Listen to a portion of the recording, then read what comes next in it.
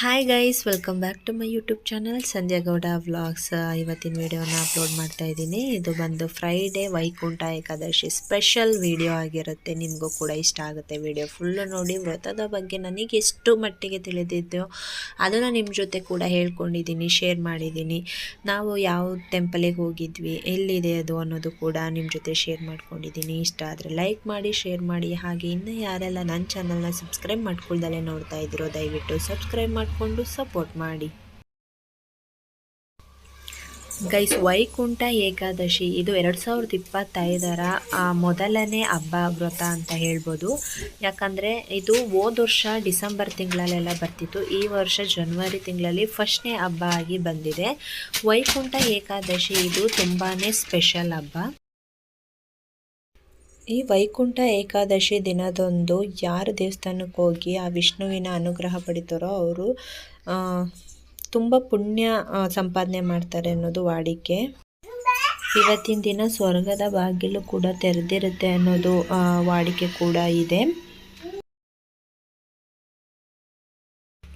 ವೈಕುಂಠ ಏಕಾದಶಿಯ ವ್ರತ ತುಂಬ ಶ್ರೇಷ್ಠವಾದದ್ದು, ಅಮೂಲ್ಯವಾದದ್ದು ಅಂತ ಅಂದರೆ ವೈಕುಂಠ ದ್ವಾರ ಏಕಾದಶಿ ಯಾಕೆ ಮಹತ್ವ ಅಂತಾರೆ ಅಂದರೆ ತುಂಬ ವ್ರತ ಬರುತ್ತೆ.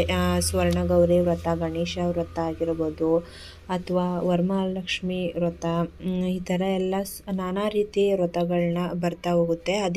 ಏನಂತ ಅಂದರೆ ನಮ್ಮ ಕೆಲಸಕ್ಕೆ ನಾವು ಮಾಡೋವಂಥ ಒಂದು ವ್ರತ ಆಗಿರ್ಬೋದು, ನಮ್ಮ ಇಚ್ಛೆ ಏನಿರುತ್ತೋ ಅದು ನೆರವೇರಲಿ ಅನ್ನೋದಾಗಿರ್ಬೋದು. ಆದರೆ ಈ ವ್ರತ ಅನ್ನೋದು ತುಂಬಾ ಸ್ಪೆಷಲ್ಲು. ಯಾಕಪ್ಪ ಅಂತ ಅಂದರೆ ನಾವೇನೇ ಪಾಪ ಮಾಡಿದರೂ ಕೂಡ, ಇಂಥ ಪರಿಹಾರ ಆಗದೇ ಇರೋವಂಥ ಪಾಪ ಮಾಡಿದರೂ ಕೂಡ ಈ ವ್ರತನ ಮಾಡೋದ್ರಿಂದ ಅದು ಪರಿಹಾರ ಆಗುತ್ತೆ ಅನ್ನೋದು ವಾಡಿಕೆ.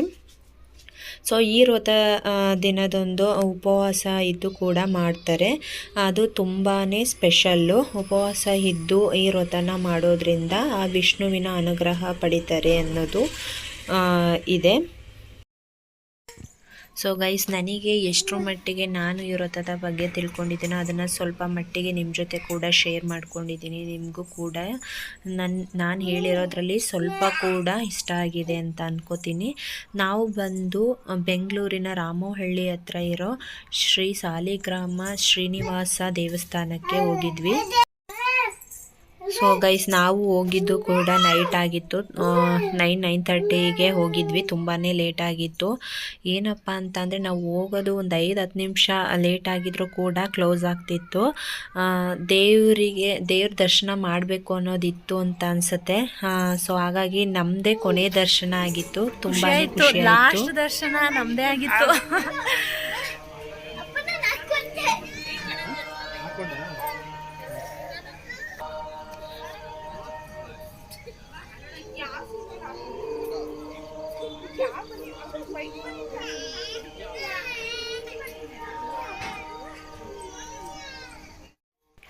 ಬೆಳಿಗ್ಗೆ ದರ್ಶನಗಿಂತ ನೈಟ್ ದರ್ಶನ ತುಂಬ ಸ್ಪೆಷಲ್ ಅಂತಲೇ ಹೇಳ್ಬೋದು. ಯಾಕಪ್ಪ ಅಂತ ಅಂದರೆ ಆ ದೇವಸ್ಥಾನಕ್ಕೆ ಹಾಕಿದ ಲೈಟಿಂಗ್ಸ್ ಆಗಿರ್ಬೋದು, ಹೊರಗಡೆ ಇರೋವಂಥ ಲೈಟಿಂಗ್ಸ್ ಎಲ್ಲ, ಕಲರ್ಸ್ ಎಲ್ಲ ಎಷ್ಟು ಚೆನ್ನಾಗಿ ರಿಫ್ಲೆಕ್ಷನ್ ಆಗ್ತಿತ್ತು ಅಂದರೆ ತುಂಬಾ ಚೆನ್ನಾಗಿ ಕಾಣಿಸ್ತಾ ಇತ್ತು. ದೇವಸ್ಥಾನ ಎಷ್ಟೇ ದೂರದಲ್ಲಿ ನಾವು ಹೋಗ್ತಾ ಇದ್ರೂ ಎದ್ದು ಕಾಣಿಸ್ತಾ ಇತ್ತು.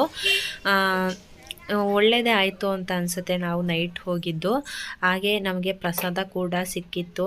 ದೇವ್ರ ದರ್ಶನವೂ ಆಯಿತು, ಪ್ರಸಾದನೂ ಸಿಕ್ತು. ತುಂಬ ಖುಷಿ ಆಯಿತು.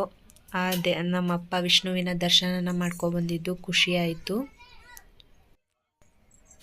ಗೈಸ್, ಇವತ್ತಿನ ವಿಡಿಯೋ ನಿಮಗೆ ಇಷ್ಟ ಆಗಿದೆ ಅಂತ ಭಾವಿಸ್ತೀನಿ. ಸ್ವಲ್ಪನಾದರೂ ಇಷ್ಟ ಆದರೆ ಲೈಕ್ ಮಾಡಿ. ಹಾಗೆ ಇನ್ನು ಯಾರೆಲ್ಲ ನನ್ನ ಚಾನಲ್ನ ಸಬ್ಸ್ಕ್ರೈಬ್ ಮಾಡ್ಕೊಳ್ದಲ್ಲೇ ನೋಡ್ತಾ ಇದ್ದೀರೋ ಸಬ್ಸ್ಕ್ರೈಬ್ ಮಾಡ್ಕೊಳ್ಳಿ. ಹಾಗೆ ನಿಮ್ಮ ಫ್ರೆಂಡ್ಸ್ ಆ್ಯಂಡ್ ಫ್ಯಾಮಿಲಿಗೂ ಕೂಡ ಶೇರ್ ಮಾಡಿ, ಸಬ್ಸ್ಕ್ರೈಬ್ ಮಾಡ್ಕೊಳ್ಳೋದಕ್ಕೆ ಸಜೆಸ್ಟ್ ಮಾಡಿ. So thank you for watching. ಮತ್ತೆ ಹೊಸ ವಿಡಿಯೋದೊಂದಿಗೆ ನಿಮ್ಮ ಮುಂದೆ ಬರ್ತೀನಿ ಅಂತ ಹೇಳ್ತಾ thank you for watching. Bye.